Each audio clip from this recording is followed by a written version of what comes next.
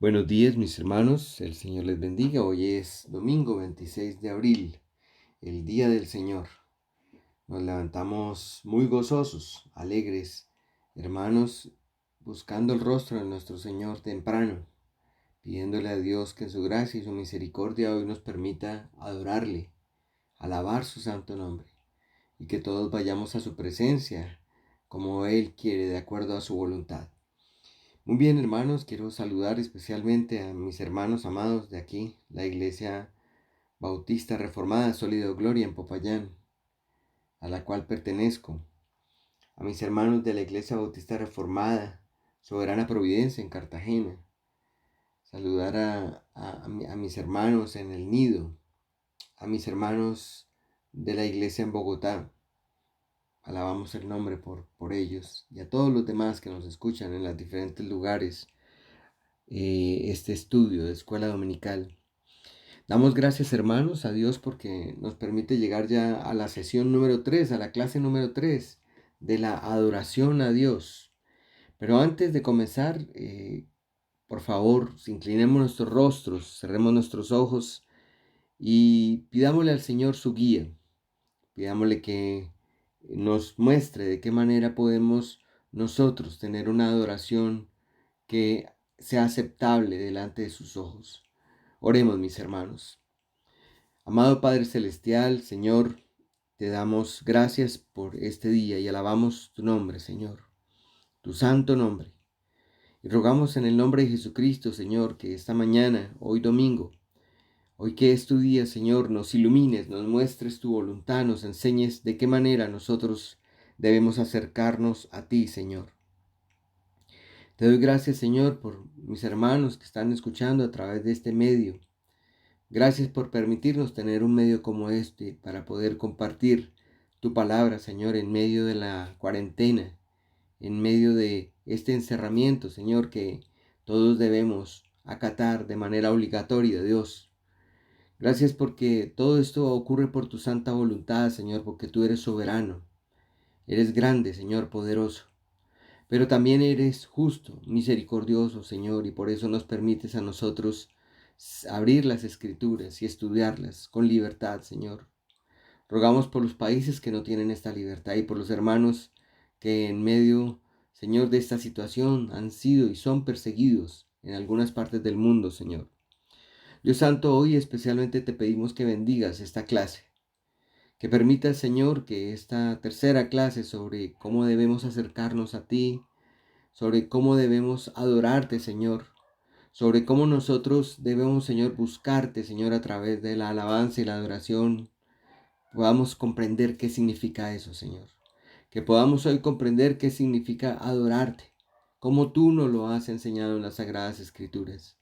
Y que con ese entendimiento, Señor, nos acerquemos a ti, Señor, con temor reverencial, Señor, buscando tu rostro, y podamos dirigirnos en el nombre de Jesucristo como único mediador, Señor, y suficiente mediador. Dios Santo, gracias por las enseñanzas que hemos tenido de esta clase. Bendice hoy, Señor, a mis hermanos. Permite que el Espíritu Santo sea iluminando, Señor, nuestras mentes, nuestros corazones, y que podamos, Señor, de estas enseñanzas sacar mucho provecho para la gloria y honra de tu santo nombre, Señor. Te alabamos en nombre de Jesucristo, nuestro Señor y Salvador. Amén. Muy bien, hermanos, hoy continuamos con el tema de la adoración a Dios. Esperemos que Dios nos prospere en esta enseñanza y que podamos dedicar este tiempo para el Señor. En lo posible les he pedido para que podamos organizar y podamos hacer el culto familiar hoy. Podamos también juntarnos, toda la familia, alrededor de esta enseñanza. Y oremos también, adicionalmente a esta oración que acabo de hacer, y cantemos también en el himnario, cantemos salmos al Señor, con gracia en el corazón. Y dispongámonos entonces para aprender la lección de hoy, mis hermanos.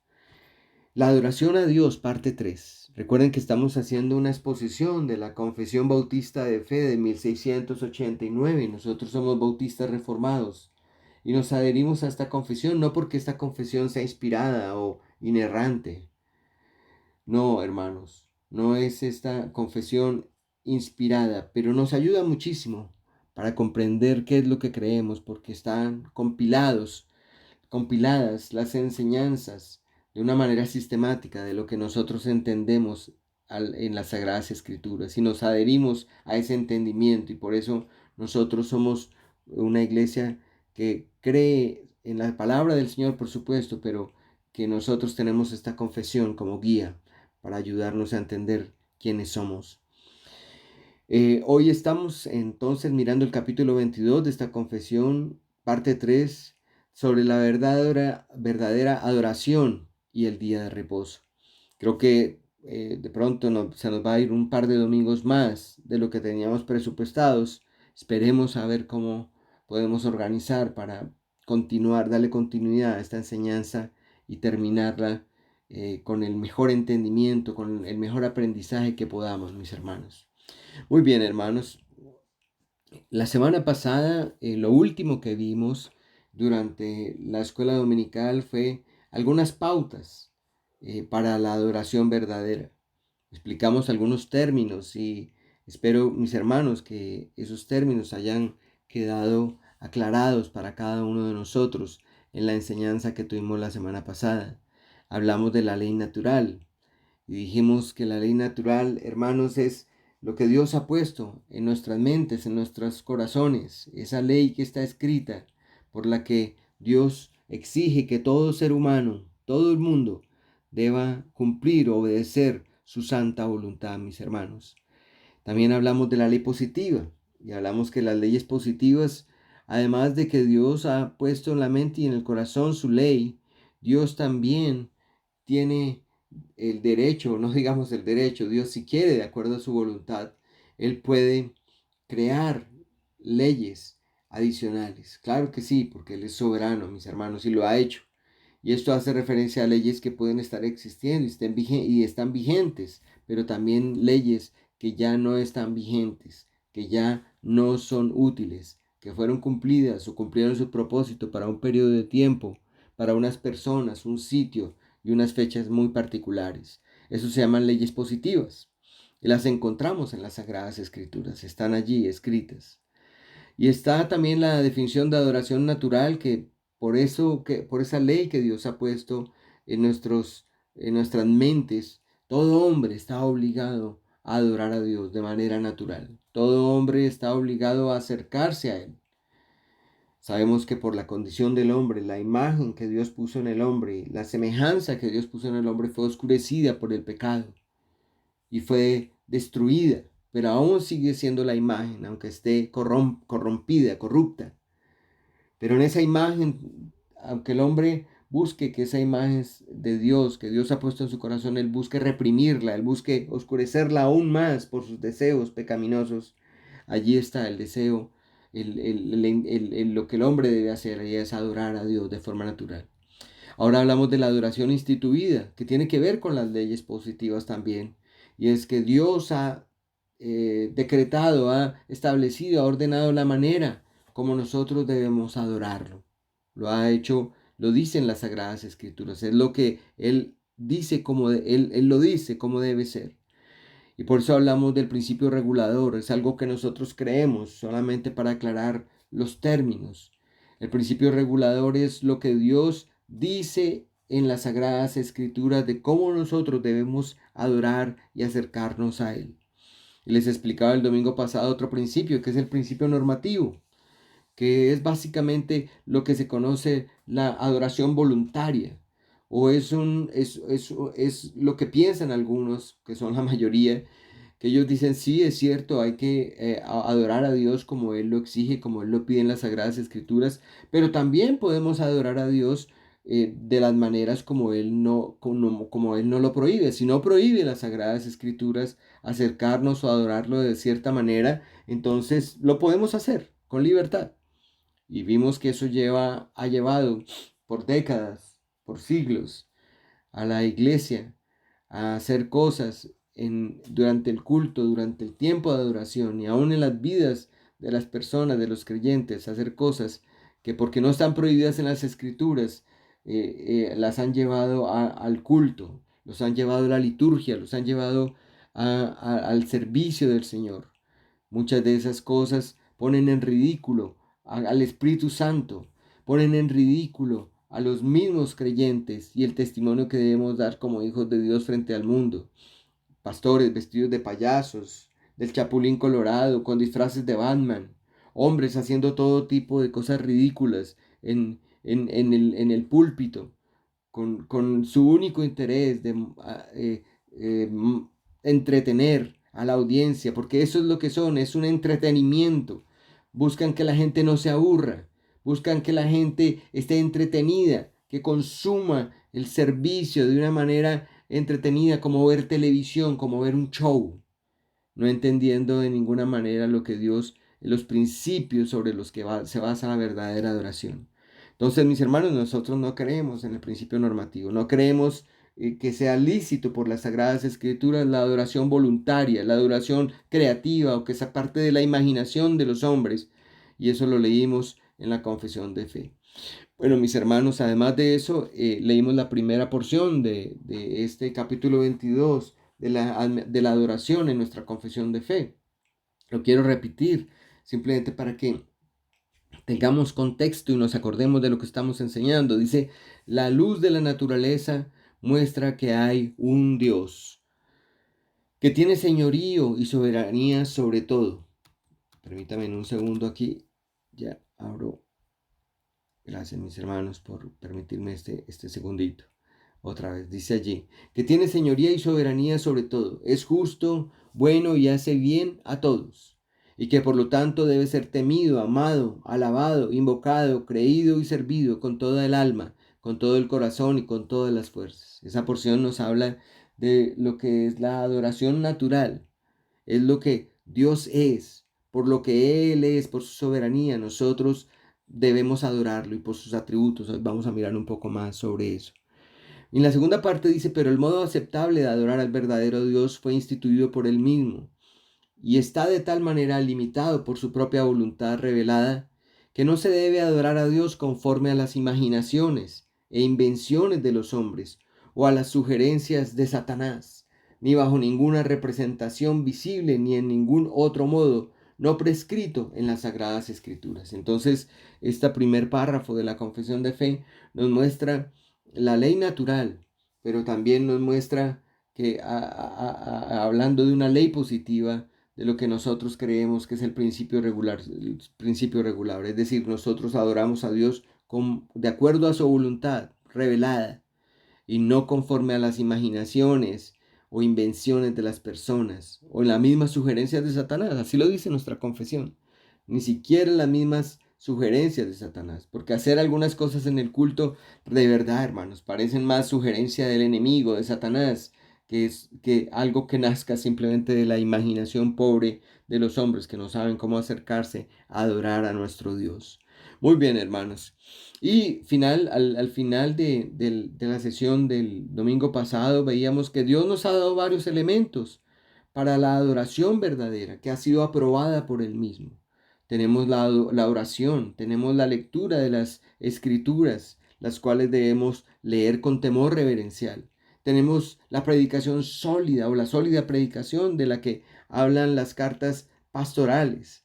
Tenemos el cantar salmos con gracia en el corazón, como lo explican las Sagradas Escrituras. Tenemos las ordenanzas, la Santa Cena, el bautismo de creyentes. Y claro, por supuesto, todo aquello que honra al Señor de acuerdo a su voluntad. Hoy vamos, hermanos, a exponer solo dos de estos temas. Vamos a exponer la oración y el último. Vamos a tomar el primero, que es la oración, y el último, que es lo que honra al Señor de acuerdo a su voluntad. Y de pronto tocamos tangencialmente alguno de los demás temas. Entonces, mis hermanos, para poder explicar estos dos temas, primero yo quiero explicar algo en el Antiguo Testamento y en el Nuevo Testamento. Y es que lo que nosotros encontramos cuando leemos las Sagradas Escrituras es que Dios es quien toma la iniciativa en la adoración. Él toma la iniciativa en la adoración. Es su iniciativa. Dios se revela para que nosotros podamos adorarle. Entonces, en esta revelación, lo primero que Dios nos revela a nosotros es su nombre. Eso lo vemos en el Antiguo Testamento. Los hebreos, mis hermanos, tuvieron en alta estima el nombre de Dios. Ellos creían que su nombre estaba estrechamente vinculado al propio ser de Dios y a su naturaleza, a su misma naturaleza. Era bien importante y es bien importante el nombre de nuestro Señor. Allí podemos ver las letras hebreas que forman el nombre de nuestro Señor, que son 4 consonantes. La letra Y, la letra H, la letra W y la letra H. Claro, claro, como son consonantes, para nosotros como latinos son impronunciables. Sin embargo, encontramos lo que en las escrituras, en las sagradas escrituras, en el Antiguo Testamento, en las traducciones, vemos el uso de Jehová con vocales y Yahvé, lo que dicen los teólogos, los eruditos, los conocedores y estudiosos del hebreo y de las tradiciones judías, es que ellos, para poder pronunciar el nombre de Dios, porque no podían pronunciarlo, usaban el otro nombre, Adonai, que significa Señor. Y Jehová es una combinación de las vocales de Adonai con Yahweh, con las vocales que aparecen en el nombre de Dios, perdón, con las consonantes que aparecen en hebreo en el nombre de Dios. Y esto forma Jehová o Yahvé. Y entonces, hermanos, Dios toma la iniciativa y Dios nos revela inicialmente su nombre para que le adoremos. El nombre de Dios tiene mucha importancia en las sagradas escrituras. Y Dios muchas veces le reclama al pueblo de Israel porque ellos no honraron, no alabaron, no exaltaron su santo nombre, porque su santo nombre para él es algo glorioso. Entonces, miren lo que dice Génesis 35:11, que lo puse ahí en la presentación. Una de las formas como Dios reveló su nombre, dice allí, yo soy el Dios omnipotente. Lo dice en Génesis 35:11. Y lo dice también en Éxodo 6:2. Yo soy Jehová. Dios revela su nombre. Dios toma la iniciativa en la adoración y lo primero que nos muestra es quién es cuál es su nombre. Y bueno, no vamos a detallar más sobre esto porque es simplemente para que entendamos que Dios ha venido tomando desde el principio en las escrituras, en la revelación, la iniciativa para que nosotros le conozcamos y le adoremos. El que Dios revelase su nombre era revelarse a sí mismo, era mostrar quién era. Y así lo entendía el pueblo hebreo y así también lo entendemos nosotros. Pero en segundo lugar, mis hermanos, Dios también revela su gloria. Y esto es bien interesante. Vamos a mirar un par de diapositivas más sobre la gloria de Dios. Pero, hermanos, la adoración a Dios depende de conocer al Dios que se autorrevela. Es decir, nosotros para poder acercarnos a Él y para poder adorar a nuestro Dios, primero tenemos que conocerle. Tenemos que saber quién es Él. Tenemos que entender su esplendor, mirar su magnificencia para saber a quién nos estamos acercando. Por eso, en la adoración a Dios, Dios tomó la iniciativa y Dios reveló al pueblo no solo su nombre, sino también su gloria. Dios reveló su gloria. Y por eso vemos que Él se autorrevela y que toma esa iniciativa para revelarnos su gloria. La palabra que aparece allí, las veces que revela su gloria en el Antiguo Testamento es kabod. Esa es la palabra que aparece en el hebreo, kabod, que esa palabra significa ser pesado, estar pesado. Y cuando se refería a la nube, cuando aparecía la nube, esa nube que se colocaba Dios sobre su pueblo, era que la nube estaba pesada con la gloria de Dios, es lo que significa el uso de esta palabra. Bueno, mis hermanos, en tercer lugar, Dios también revela no solamente su nombre, no solamente revela en las escrituras su gloria, que ahora lo vamos a detallar más, sino también revela sus atributos y revela sus hechos. Atributos y hechos lo vemos en toda la escritura. Dios hablando de sí mismo, Dios autorrevelándose para que nosotros podamos adorarle. Él tomó la iniciativa. No, nosotros no tomamos la iniciativa en la adoración, sino Él, y nos muestra quién es Él. En esto de sus atributos y sus hechos, es importante comprender que el concepto que tengamos de Dios y la importancia que demos a sus actos dan forma a la adoración que le rendimos, hermanos. Muchos van a adorar a Dios de acuerdo al concepto que tengan de Él.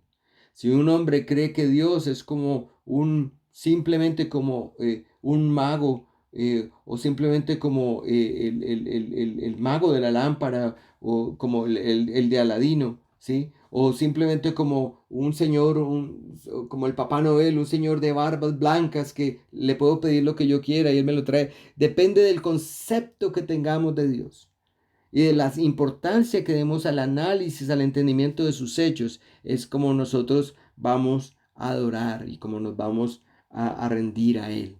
Eso es bien importante, porque cuando uno ve ciertas formas de adorar a Dios, claramente uno entiende qué es lo que creen de Él las personas.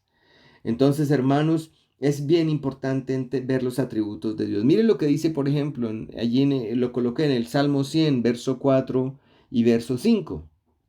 Dice allí el salmista: entrad por sus puertas con acción de gracias, por sus atrios con alabanza. Alabadle, bendecid su nombre, porque Jehová es bueno, para siempre es su misericordia y su verdad por todas las generaciones.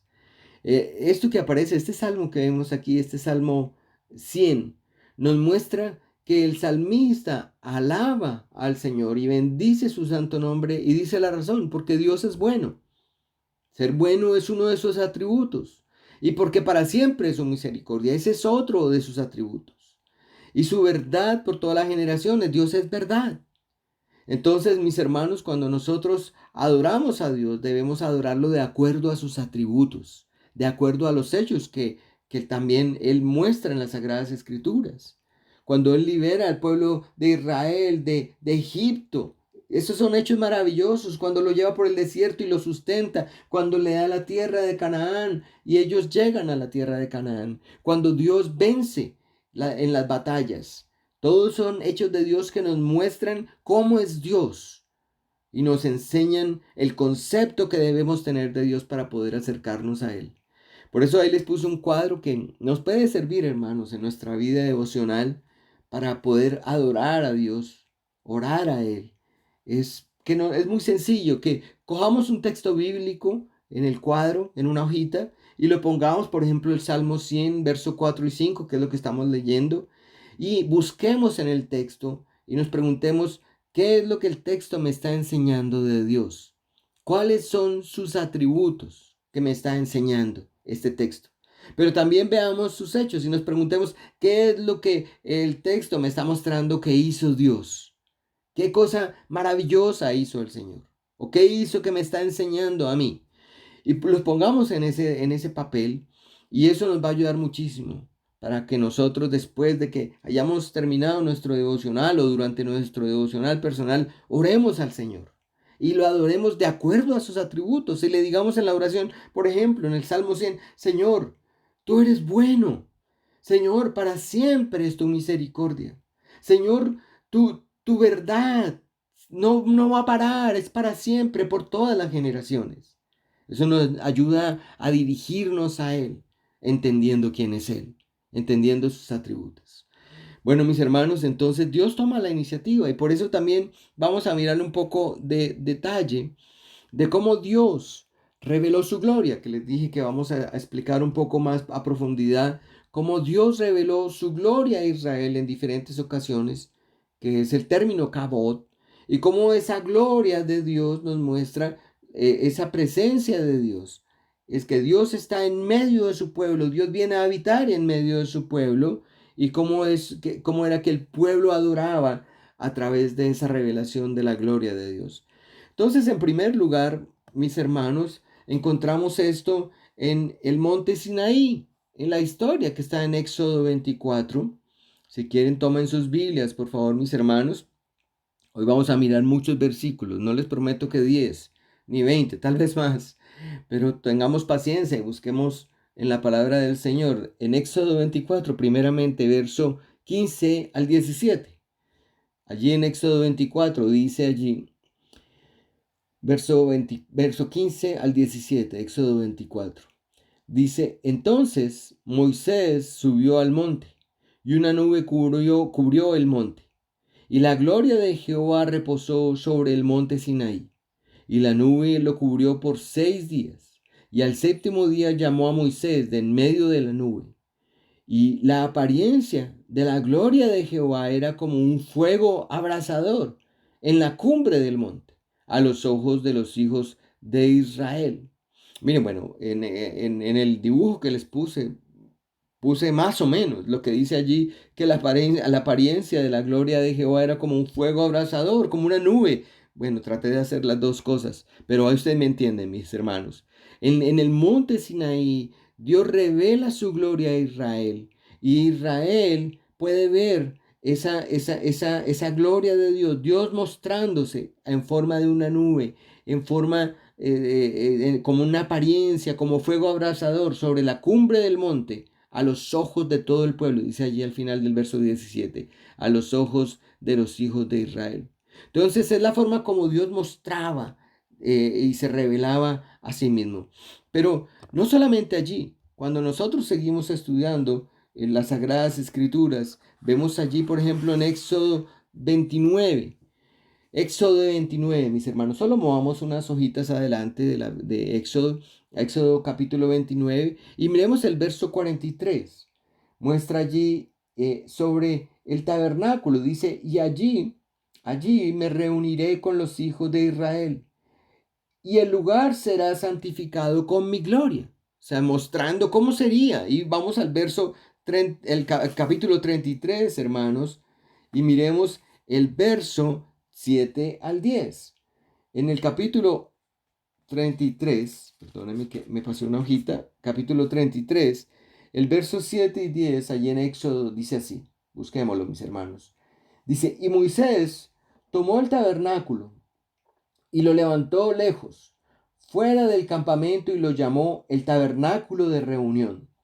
Y cualquiera que buscaba a Jehová salía al tabernáculo de reunión que estaba fuera del campamento.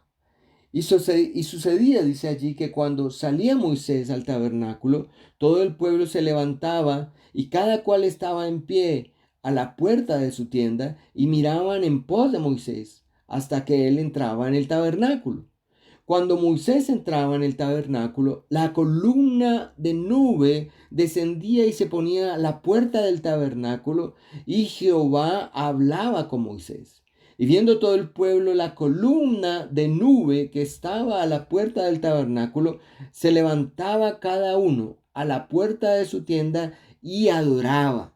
El pueblo aprendió a adorar tras la revelación de Dios. Dios se revela su gloria a Israel en esta otra ocasión, no solamente en el monte Sinaí, sino ahora en el tabernáculo de reunión, y el pueblo de Dios adoraba, dice allí las escrituras. Pero miremos otro texto, allí lo puse pasando otras hojitas adelante en Éxodo 40, Éxodo capítulo 40, verso 34 al verso 38, dice allí.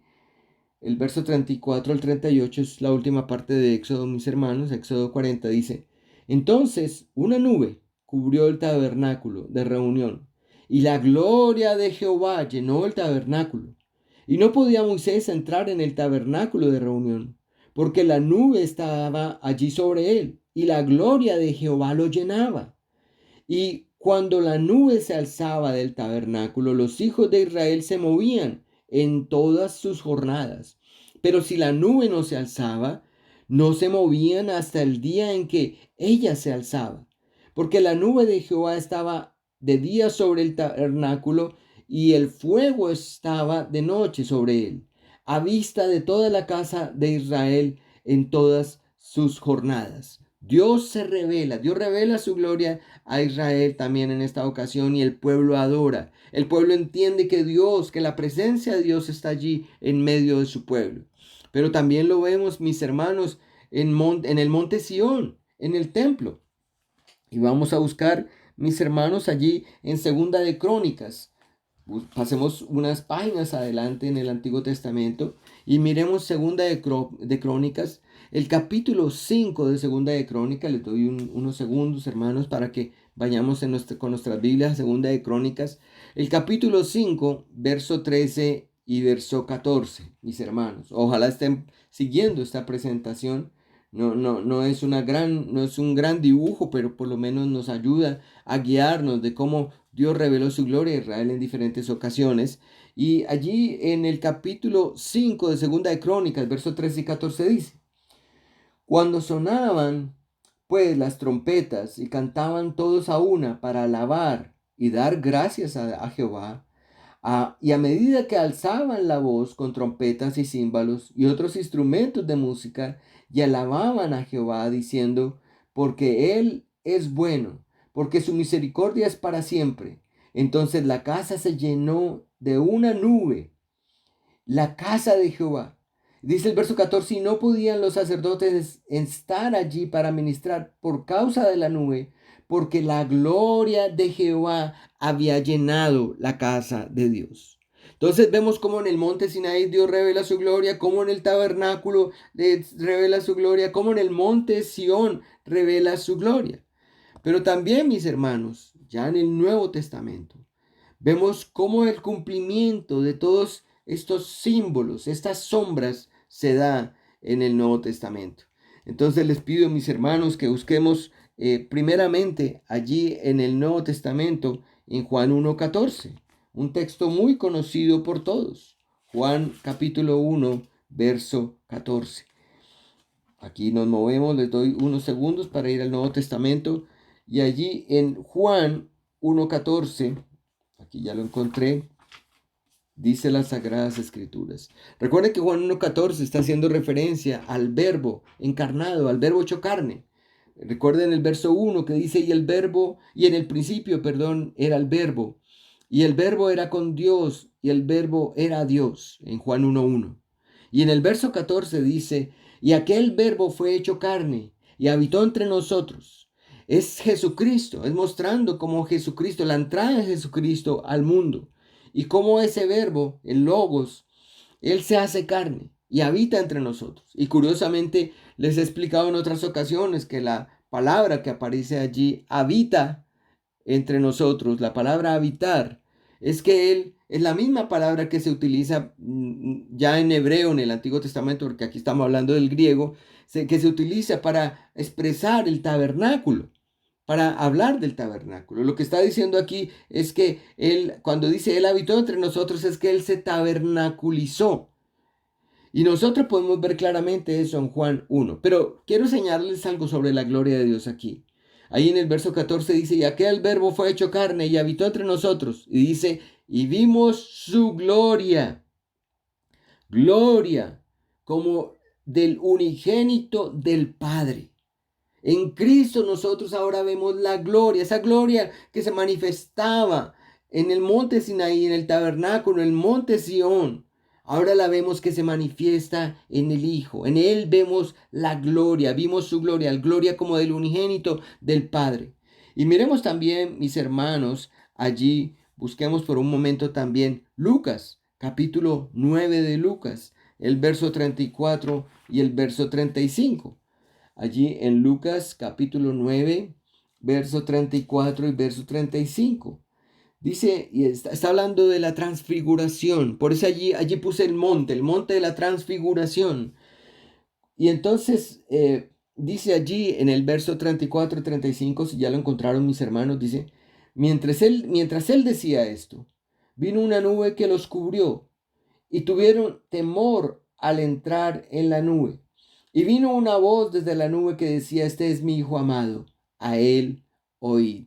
Recordamos la historia de la transfiguración de nuestro Señor Jesucristo, donde los discípulos que estaban con él, Juan y Pedro y Jacobo, que subieron allí al monte a orar, se estaban asombrados, porque al ver una nube que cubrió a nuestro Señor, y tuvieron temor de entrar en la nube, y solo escucharon una voz desde la nube que decía: este es mi Hijo amado, a él oíd. La gloria de Dios revelada ahora en el Hijo, en nuestro Señor Jesucristo. Y miremos otra cita más, busquemos allí en Juan, otra vez devolvámonos a Juan, al capítulo 2 de Juan, capítulo 2 de Juan, verso 18 al 19 y también el 21. 18, 19 y el 21. Dice allí en el verso 18 y 19, cuando Jesús purifica el templo. Y los judíos respondieron y le dijeron: ¿qué señal nos muestras ya que haces esto? Respondió Jesús y les dijo, destruid el templo y en 3 días lo levantaré. Y el verso 21 nos muestra de qué estaba hablando él, porque ellos pensaban que estaba hablando del templo que había sido construido por 46 años y que Dios lo iba a destruir, el Señor lo iba a destruir y que iba a ser edificado en 3 días. Entonces el verso 21 no lo aclara. El verso 21 dice, mas él hablaba del templo de su cuerpo, mostrando que tanto el tabernáculo como el templo se cumplen completamente en nuestro Señor Jesucristo. El templo, esos eran símbolos y esos prefiguraban a nuestro Señor Jesucristo. Ahora la gloria de Dios está en el Hijo. Pero continuemos, mis hermanos. Hoy, hermanos, entonces por la unión que tenemos con Cristo, nosotros podemos adorar al Señor y acercarnos al Señor por la unión con Cristo. Miremos 2 textos, mis hermanos, allí en segunda de Corintios, busquémoslo en las Escrituras, en segunda de Corintios, aquí lo tengo, segunda de Corintios, muy bien, segunda de Corintios, y busquemos el capítulo 6 de segunda de Corintios, el verso 16, donde nos está hablando el apóstol Pablo y nos está enseñando una verdad que se repite en varias partes de la Escritura. Solo puso un versículo, pero segunda de Corintios capítulo 6, verso 16 dice, ¿y qué acuerdo hay entre el templo de Dios y los ídolos? Porque vosotros sois el templo de Dios viviente. Como Dios dijo, habitaré y andaré en ellos y seré su Dios y ellos serán mi pueblo. Ahora nosotros, en virtud de que estamos unidos con nuestro Señor Jesucristo, nosotros somos el templo del Espíritu Santo, el templo del Dios viviente, como lo dice aquí el apóstol Pablo, por la promesa que está allí en el Antiguo Testamento, donde el Señor lo dice, yo habitaré y andaré entre ellos y seré su Dios y ellos serán mi pueblo. Luego, mis hermanos, ahora nosotros, Dios también revela ahora su gloria a través de su Hijo. Y nosotros, por tener unión con Cristo, nosotros podemos acercarnos y adorar al Señor. Miremos otra cita más allí en Efesios, el capítulo 2 de Efesios, mis hermanos, el verso 21 y 22. Dice allí, lo estudiamos la semana pasada, dice, en quien todo el edificio, hablando de que somos edificados nosotros sobre los apóstoles, profetas y la piedra angular que es nuestro Señor Jesucristo. 21 dice, en quien todo el edificio bien coordinado va creciendo para ser un templo santo en el Señor. Verso 22, en quien vosotros también sois juntamente edificados para morada de Dios en el Espíritu. Ahora Dios mora en medio de su pueblo, en cada persona, en toda su iglesia, porque nosotros somos el cuerpo de Cristo y estamos en unión con Él. ¿Y eso qué significa, hermanos? Significa que hoy Dios continúa revelando su gloria en la presencia espiritual de Jesucristo.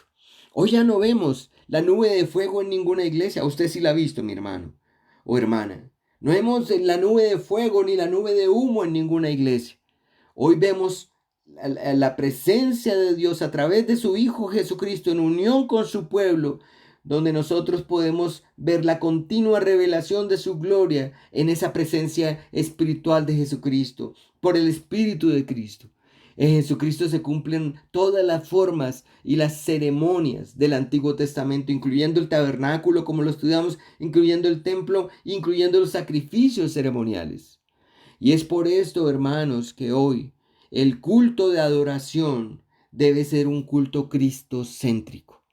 No puede ser un culto antropocéntrico, porque nosotros adoramos a Dios. Nosotros vamos y adoramos a Dios no solamente en el culto, sino ahora lo vamos a ver en toda nuestra vida, mis hermanos. Entonces, aquí vemos cómo Dios reveló su gloria y hoy vemos su gloria en el Hijo, en Jesucristo, nuestro Señor y Salvador. Entonces continuemos, mis hermanos, la enseñanza. Y ahora volvamos un poco para retomar lo que dice la Confesión de Fe de 1689, mis amados hermanos. Adoración es como lo ponemos en esta definición, es honor y veneración dirigida hacia Dios. Es reconocer la dignidad de Dios. Las palabras que aparecen en el Nuevo Testamento para adoración son proscuneo, que significa besar o besar la mano o inclinarse ante alguien. Esta palabra está relacionada claramente con la humildad. Y la otra palabra que encontramos para adoración es latreuo, que es reconocimiento del honor o rendir homenaje a alguien. Si ustedes se dan cuenta, estos dos términos que aparecen para adoración en el Nuevo Testamento son términos que implican la acción de dar. La adoración a Dios es una acción de dar algo a Dios, no al revés. Eso es como aparece en las Escrituras. Desafortunadamente hoy, en la mayoría de iglesias, las personas no adoran a Dios de esta manera. La acción no es de dar, sino de pedir. La acción de la adoración hoy en las iglesias es una acción para pedirle a Dios, para decretar, para exigir, para que Dios nos dé. No es cristocéntrica, es antropocéntrica, donde el centro de la adoración en las iglesias hoy en día no es Dios, es el hombre. Es como te sientas tú, es como tú recibas respuesta y se vean los resultados a tu adoración, entre comillas. No, hermanos, estos dos términos en el Nuevo Testamento implican la acción de dar. La adoración es dar algo a Dios y debe quedarnos claros para seguir con la enseñanza que tenemos el día de hoy, mis hermanos. Entonces vamos a tocar el tema de la oración. Y para tocar el tema de la oración vamos a estar mirando otros versículos aquí en el Nuevo Testamento que nos ayudan a nosotros a comprender estas sagradas escrituras.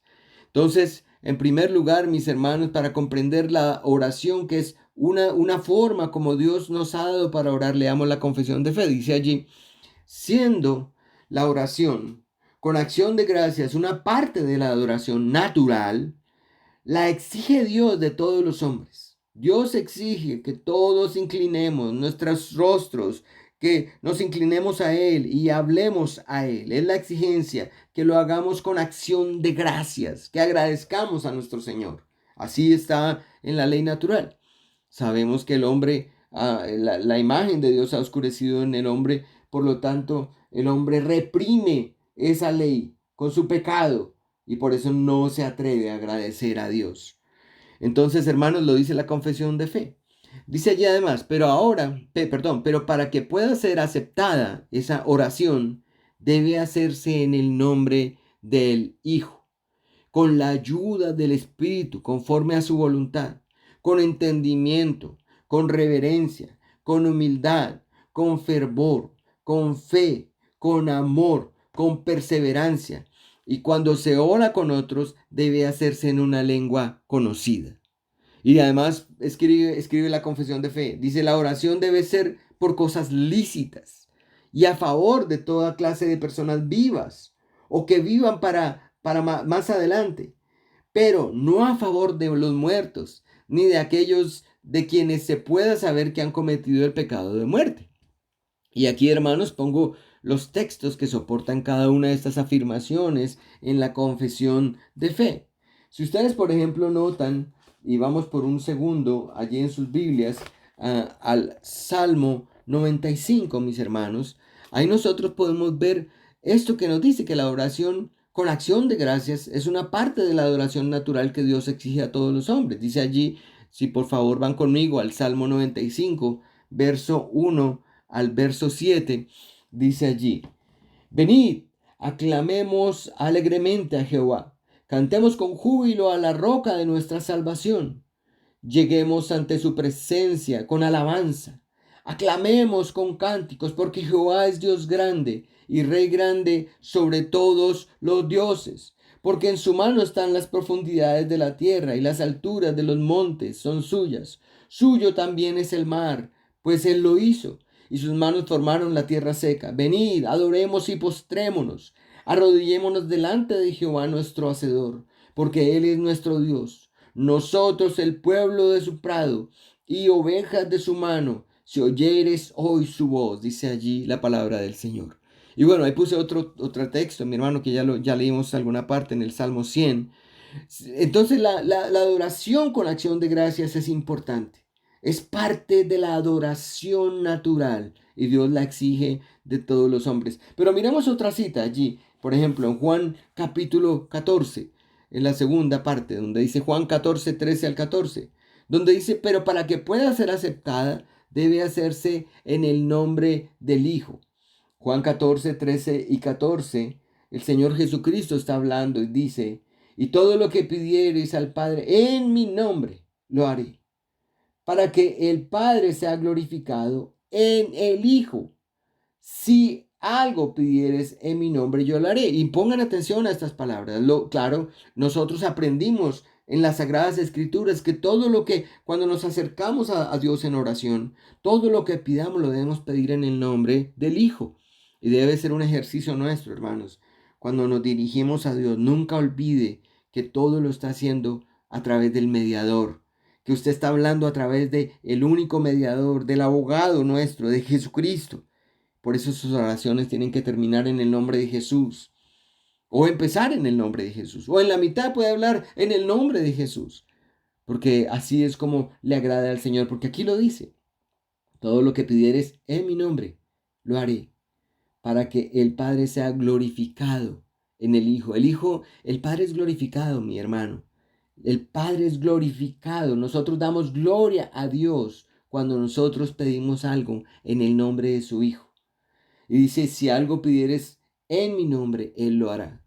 Claro, por supuesto, ahora vamos a mirar un poco más en detalle. Ahora miremos este. Nosotros también tenemos que pedir como lo dice la palabra, con la ayuda del Espíritu.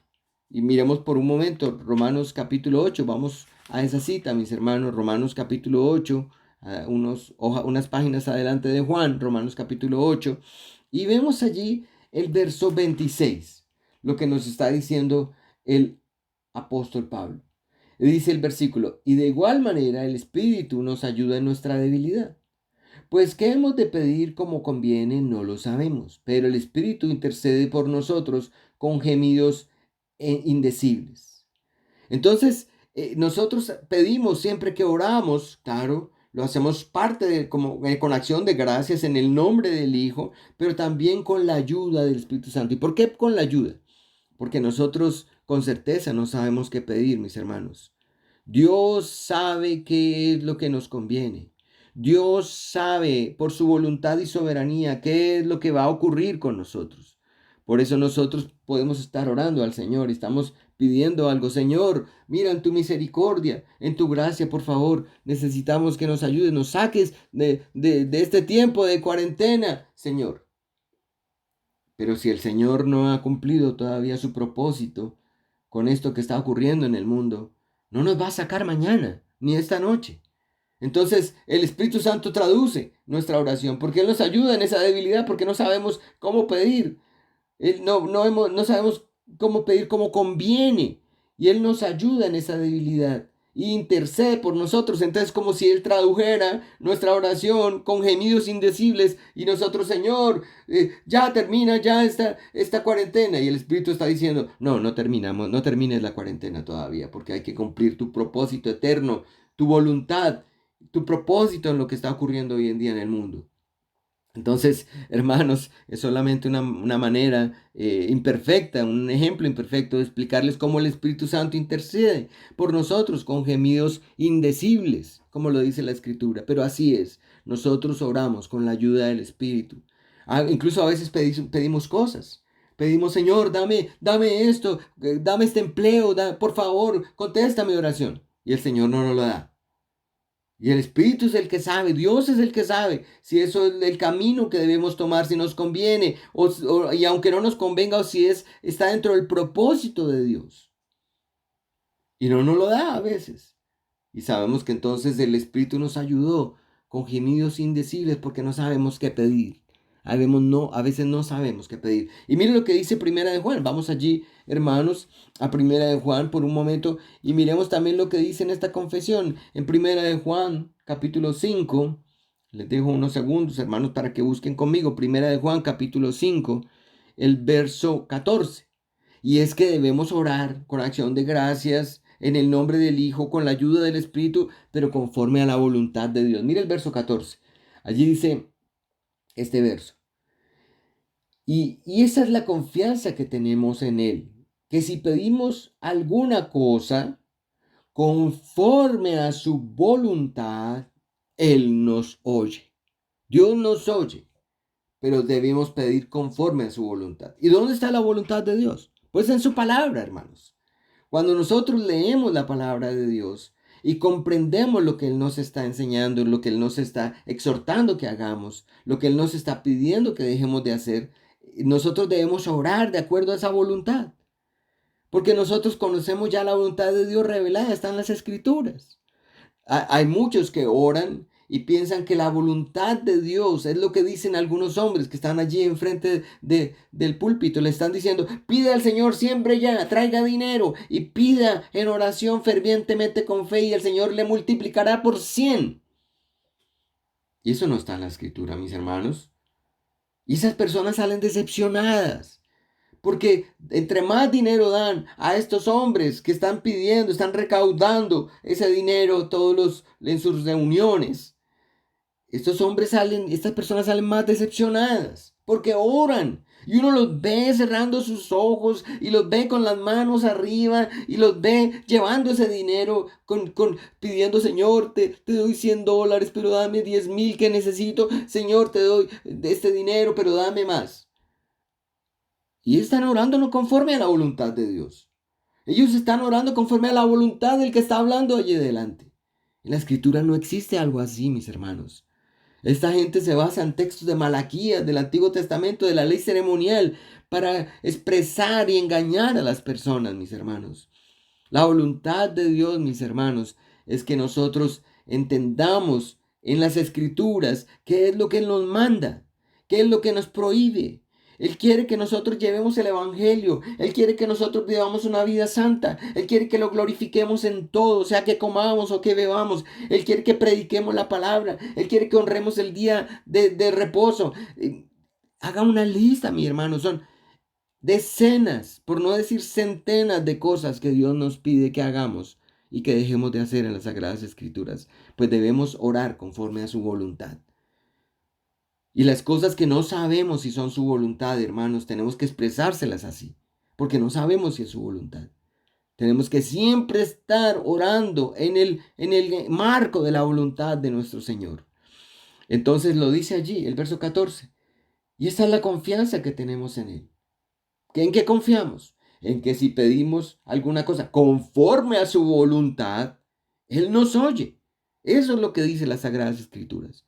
Por eso la forma de adorar naturalmente a Dios a través de la oración no es una forma, uno no se acerca en la oración de una manera, digamos, sin entender las Sagradas Escrituras. Uno no se acerca en la oración a Dios de una manera como sin entender y comprender lo que Dios exige en la oración.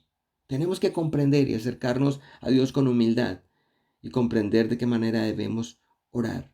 Ahora también tenemos que orar con el entendimiento, con reverencia, con humildad, con fervor, con fe y perseverancia, como lo dice allí la confesión. Miremos el Salmo 47, mis hermanos. Les pido que vayamos por un momento allá a los Salmos. Les doy unos segundos. Y en el Salmo 47, el verso 7, miremos por un momento 47:7. Dice allí, dice el verso 7, porque Dios es el rey de toda la tierra. Sabemos que Dios es el rey de toda la tierra. Otra vez, porque Dios es el rey de toda la tierra. Cantad con inteligencia, dice el salmista. Y mire que empieza desde el 6. Cantad a Dios, cantad. Cantad a nuestro rey, cantad. Porque Dios es el rey de toda la tierra. ¿Cómo van a cantar? Con inteligencia, dice allí. Cantemos con inteligencia. Nosotros cantamos lo que está en la escritura. Ustedes se dan cuenta, nuestros himnos deben reflejar la palabra revelada. No debemos cantar cosas que nacen de un entendimiento pobre. Y lo mismo pasa con la oración. Cuando oramos con entendimiento. Cuando nos acercamos a Dios, lo hacemos con inteligencia, con entendimiento. Porque de nuestros labios pueden salir herejías. Porque de nuestras palabras pueden salir cosas que son ilícitas o que van contra la voluntad de Dios. Porque de nuestro cántico puede salir herejía. Y es verdad, mis hermanos. He escuchado algunas letras de algunas alabanzas, hermanos. Y son tan pobres esas letras en escritura. Son tan pobres, pero la gente las canta y piensa que está adorando al Señor. Son letras que ni siquiera mencionan la obra de Cristo. No mencionan todo esto que hemos explicado de las Sagradas Escrituras, de cómo acercarse a Dios. No mencionan los actos de Dios, los atributos de Dios. Es increíble. Pueden estar cantando por 30 minutos. Señor, dame fuego, que venga el fuego, que venga el fuego, que el fuego venga, que el fuego, dame el poder, dame el poder, dame el poder, todo el tiempo. ¿Qué es eso, mis hermanos? Eso es cantar sin inteligencia. Nosotros cantamos, como lo dice aquí el verso 7, porque Dios es el rey de toda la tierra. Él es un rey que está en su reino, sentado en su trono. Dios es sabio, inteligente. Por eso cantemos con inteligencia, hermanos, con entendimiento. Bueno, hermanos, se nos está agotando el tiempo, pero debemos cantar también y orar con reverencia, con humildad. No como el fariseo, sino como el publicano, con fervor, con fe, con amor, con perseverancia, que sea constante nuestra oración. Diariamente debemos orar, mis hermanos. No alcanzamos a mirar todos los versículos, pero ahí quedan, mis hermanos, para que en la medida que vayan repasando esta parte de la confesión puedan buscar las citas. Y cuando nosotros oramos en lengua conocida. Conocemos todo el relato de 1 Corintios 14, 13 al 19, donde eso da todo para un estudio, comprender cómo estos corintios hablaban en lenguas y ellos, como el mismo apóstol lo dice allí en el capítulo 14, ellos eran como niños espirituales, no comprendían y estaban haciendo cosas que no entendían. Y el mismo apóstol Pablo dice que las lenguas son por señal a los incrédulos, porque está haciendo alusión, está haciendo eco de un texto de Isaías 29, donde el pueblo había sido ya advertido que si ellos seguían en sus caminos, apartándose de Dios, vendría el juicio de Dios.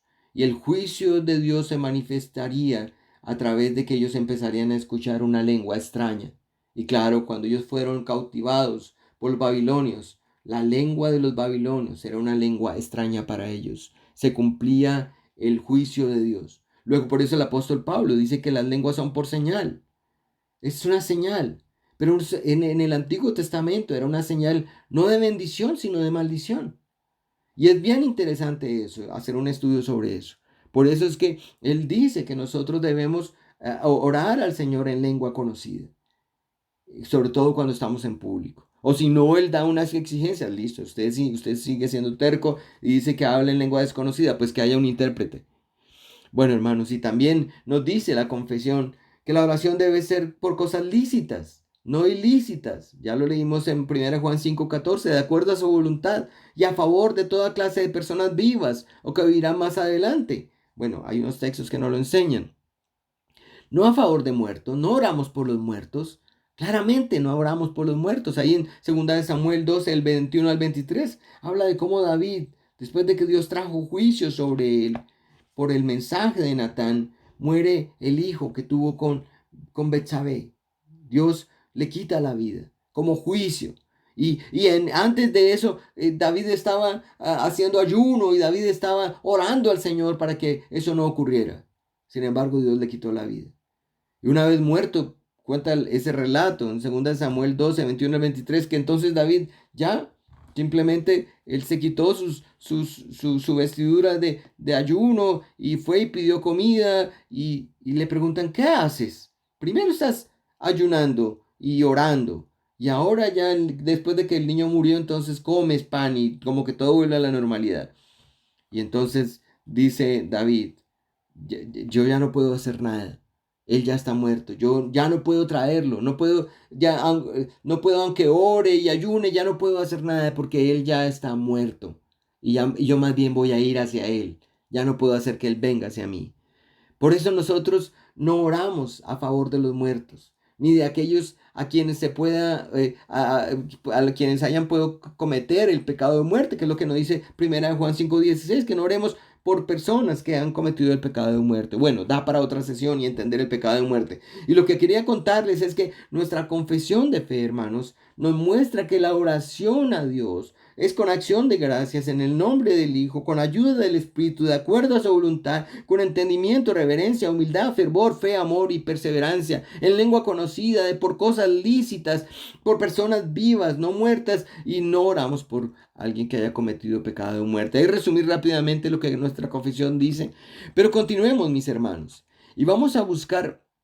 Entonces les dije que íbamos a hablar del primero y del último, de las últimas cosas que Dios nos muestra, cómo adorarle. Y entonces ahora vamos a mirar que nosotros debemos adorar por aquellas cosas que honran al Señor de acuerdo a su voluntad.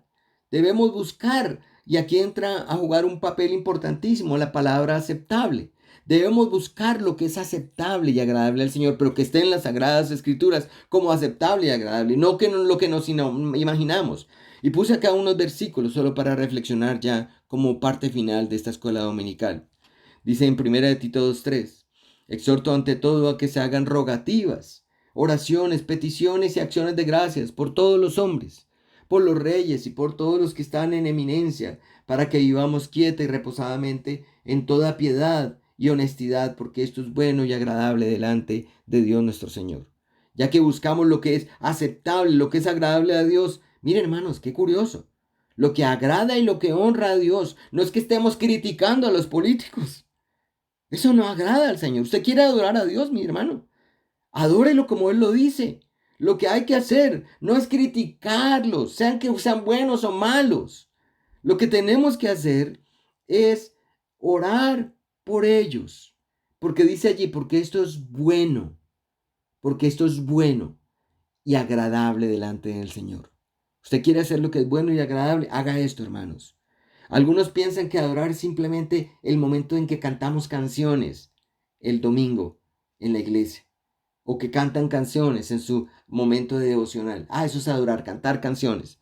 No, mi hermano, adorar también es hacer todo aquello que honra al Señor de acuerdo a su voluntad. Y aquí nos está diciendo, ore por aquellos hombres que están en eminencia, por reyes. Ore por ellos. ¿Por qué? Porque eso agrada a Dios. Pero también, mis hermanos, miremos otro versículo. Dice en Filipenses 4, 14 al 18. Sin embargo, bien hicisteis en participar conmigo en mi tribulación. Y sabéis también vosotros, oh filipenses, que al principio de la predicación del Evangelio, cuando partí de Macedonia, ninguna iglesia participó conmigo en razón de dar y recibir, sino vosotros solos. Pues aún a Tesalónica me enviasteis y otra vez para mis necesidades. El apóstol Pablo, él trabajaba con sus manos. Él lo dijo en Hechos 20, él no tenía que depender de las iglesias. Pero hubo un momento en la vida del apóstol donde él tuvo gran tribulación y escasez. Y dice allí que esta iglesia en Filipenses participaron con él y participaron en razón de dar y recibir. Le enviaron y otra vez le enviaron para las necesidades de él y él quedó satisfecho. Por eso al final dice, estoy lleno, habiendo recibido de Epafrodito lo que enviasteis, olor fragante, acepto y agradable a Dios. A Dios le agrada que nosotros ayudemos al que está en tribulación, al que está en necesidad, mis hermanos. Esa es la voluntad del Señor. Miremos otro, en Romanos 14, 13 y 18. Así que ya no nos juzguemos más los unos a los otros, sino más bien bendecid, no poner tropiezo u ocasión de caer al hermano. Dice el verso 18, porque el que en esto sirve a Cristo agrada a Dios y es aprobado por los hombres. Hermano, ¿quiere adorar a Dios? No le ponga tropiezo a su hermano. No le ponga tropiezo a su hermano. Adore a Dios y sirva a Dios de esa manera. Y también miremos en Efesios 5:10. Andad como hijos de luz, porque el fruto del Espíritu es toda bondad, justicia y verdad, comprobando lo que es agradable al Señor. Esa es la tarea nuestra. Nuestra tarea es comprobar que es aceptable, que es agradable al Señor. Solo estoy poniendo algunas citas para que usted se haga la idea y se pregunte, quiero adorar a Dios. Busque lo que es aceptable al Señor en la Escritura. Busque lo que es agradable al Señor. Mire otra cita en Romanos 5, 15, 16. Para ser ministro de Jesucristo a los gentiles, ministrando el Evangelio de Dios, para que los gentiles sean ofrenda agradable, santificada por el Espíritu Santo. ¿Saben qué, mis hermanos? Evangelizar es adorar a Dios. Cuando yo evangelizo y llevo la palabra, estoy adorando, estoy alabando a Dios. Porque aquí lo dice. Esas personas a las que les comparto son ofrenda agradable, es un ofrecimiento agradable a Dios, santificada por el Espíritu Santo. Agrada a Dios que evangelicemos. Mire, hermanos, si usted quiere también alabar a Dios, mire lo que dice Hebreos 13, 15 y 16. Así que ofrezcamos siempre a Dios por medio del sacrificio de alabanza. Es decir, ¿qué es el sacrificio de alabanza? Fruto de labios que confiesan su nombre. Confesemos el nombre de Dios al mundo. No, dé testimonio, sea una vitrina ante el mundo, muestre el carácter de Dios al mundo, confiese el nombre de Dios al mundo. Ahí está alabando al Señor. Porque dice allí, y de hacer bien y ayuda a los otros. Debemos hacer el bien a otros, ayudar a otros. No nos olvidemos de eso, dice el autor, porque de tal sacrificio es agrada a Dios. ¿De qué es agradable a Dios? Que hagamos esto. Eso es adorar, mis hermanos. Eso es adorar. Y aquí terminamos la clase, mis hermanos, y hay muchísimos textos en las Sagradas Escrituras que nos pueden ayudar a entender cómo adorar a nuestro Señor, cómo honrarlo de acuerdo a su voluntad. Solo que tenemos que prestar más atención. Cuando leamos la Biblia, busquemos todo lo que es aceptable a Él y es agradable a Dios. Y ahí entenderá usted que usted está adorando al Señor. No solamente es cantar, no solamente es la liturgia del culto que vamos a hablar del próximo domingo del Sabbat, es todo esto que les he explicado, la oración y todo lo que aprendimos en la enseñanza de hoy. El Señor bendiga esta palabra, mis hermanos, oremos para terminar, que se nos fue muchísimo el tiempo, otra vez una hora. Amado Padre Celestial, la gloria, la honra, alabanza son para ti, son tuyas. Tu nombre sea honrado y alabado por todos los siglos, Señor, a perpetuidad, Señor. Gracias, Dios Santo, por permitirnos en esta hora comprender cómo debemos acercarnos a ti. Señor, tu gloria está en tu Hijo. Tú dices, en tu palabra dice, el que honra al Hijo, honra al Padre. Nosotros honramos a Cristo, Señor, y en Cristo, Señor, Él se hizo carne y vino a nosotros y se hizo carne y vimos su gloria como la gloria del unigénito, Hijo del Padre. En Cristo está la gloria tuya, Señor. Y nosotros estamos unidos a Cristo. Por eso es que nosotros ahora, Señor, podemos adorar, Señor, en nuestro Señor Jesucristo, a través de Él como mediador, al Padre, al Espíritu Santo y al Hijo también, Señor. Dios Santo, gracias por tu enseñanza. Permite que nuestra adoración sea verdadera y no falsa. Permite que oremos y adoremos de forma lícita, no ilícita. Permite que hagamos tu voluntad en cada cosa que hagamos como iglesia, en nuestra adoración familiar, en nuestro culto personal, en nuestro devocional privado, Señor. Señor, te adoramos y alabamos tu santo nombre en Cristo, nuestro Señor y Salvador. Amén. Que el Señor les bendiga, mis hermanos, y que los guarde en estos días.